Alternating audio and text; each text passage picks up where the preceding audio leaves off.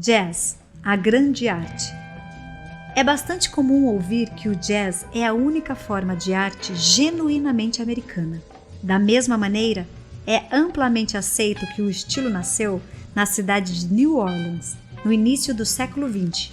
E, grosso modo, é isso mesmo, mas cabem algumas ressalvas. Em primeiro lugar, sim, o jazz é um estilo musical criado nos Estados Unidos e cujo desenvolvimento se deu por lá mesmo.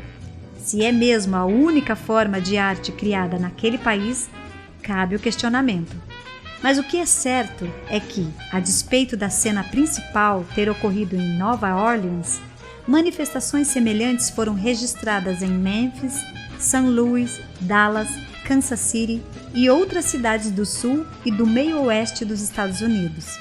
E mais, antes disso tudo, ainda no fim do século XIX, já existia o ragtime, um ritmo conduzido por piano que é a semente do jazz.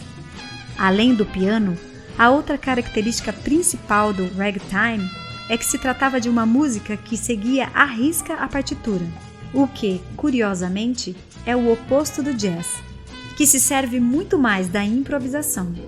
A grande contribuição do ragtime foi, então, outra, a de trazer o swing, o que ditou os próximos passos da evolução do jazz. Uma linha do tempo imaginária dessa evolução, então, seria assim. Os anos 1890 são a era do ragtime, fruto do casamento entre a música de origem africana e a tradição europeia do piano, de Chopin e Liszt, as marchas e a polca. Seu principal nome é Jelly Roll Morton.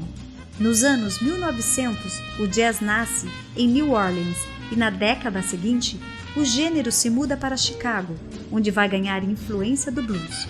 O maior artista desse período é o grande Louis Armstrong. Nos anos 1920, a chamada Era do Jazz, vive-se o apogeu das big bands, entre as quais uma das mais famosas é a de Benny Goodman. As coisas começam a mudar na década de 1930, com o surgimento do bebop, um tipo de jazz mais experimental, de fraseados curtos que tem em Charlie Parker seu maior expoente. Nos anos 1940, surgem o cool e o hard bop.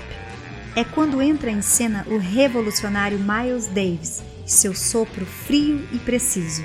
A contracultura e as bruscas mudanças comportamentais dos anos 1960 se refletem no free jazz, uma abordagem mais livre e espiritual do ritmo.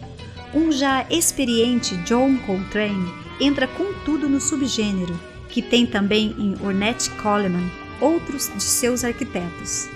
E, finalmente, os anos 1970, vem o gênero se engraçar com o rock para nascer o fusion, uma abordagem mais moderna e funkeada que gerou o clássico Beats Brew, uma das obras definitivas de Miles Davis. A importância do jazz para a música ocidental é sem precedentes.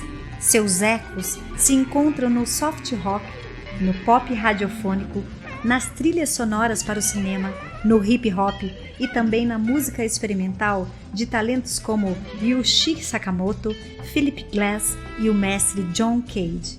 E em pleno século XXI, o jazz continua vivíssimo. Basta conferir as maravilhosas contribuições de contemporâneos como o grupo canadense Bad Bad Not Good, o saxofonista californiano Kamasi Washington e o pianista brasileiro Amaro Freitas.